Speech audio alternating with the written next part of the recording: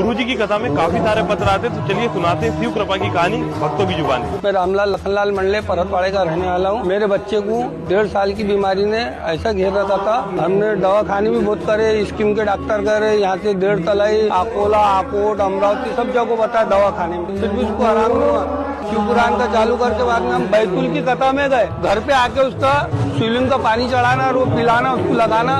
कुबरेश्वर धाम वहाँ पे भी गए, वहाँ से रुद्राक्ष लाके उसको करे। फिर पार्थिव शिवलिंग का घर पे उनका शिव जी का चालू करे एक सरी का। तो आज 6 महीने के अंदर बाबा ने अमरावती जाए, हम आज 5 दिन की कथा से सुने हमने।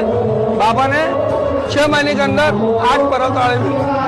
माझं नाव पुष्पांजली संजय भराटे। मी पशुपतीनाथाचे व्रत केले। माझी मुलगी आहे पल्लवी नावाची। पहिल्या व्रतात काही असं वाटलं नाही, पण म्हटलं आपली काही चूक झाली असेल, आपलंच चुकलं, दुसरं व्रत केलं। ज्यावेळेस एका सोमवारी मी मंदिरात गेली आणि तिकडून येता येता अशी देवाजवळ निष्फळ होऊन झाली की इतकी हे झाली की काही कर देवा, पण तू एक नोकरी टाक माझ्या पत्रात, असं म्हणून देवाले प्रार्थना केली। आणि मी मंदिरातून घरी आल्याबरोबर माझी मुलगी पळतच आली। आई मला सरकारी नोकरी लागली, आरोग्य सेवेत तिचा नंबर लागला आणि तिला नोकरी लागली। अभी सेंट्रल जॉब में सिलेक्शन हुआ है कि मेरा पहले विश्वास नहीं था इन सब बातों पर। अब जब सीहोर की कथा हुई थी, उस टाइम मेरे पापा का रिटर्न का टिकट था, तो रिटर्न आते आते हमारे को पता चला कि मेरा सेंट्रल गवर्नमेंट सिलेक्शन हुआ।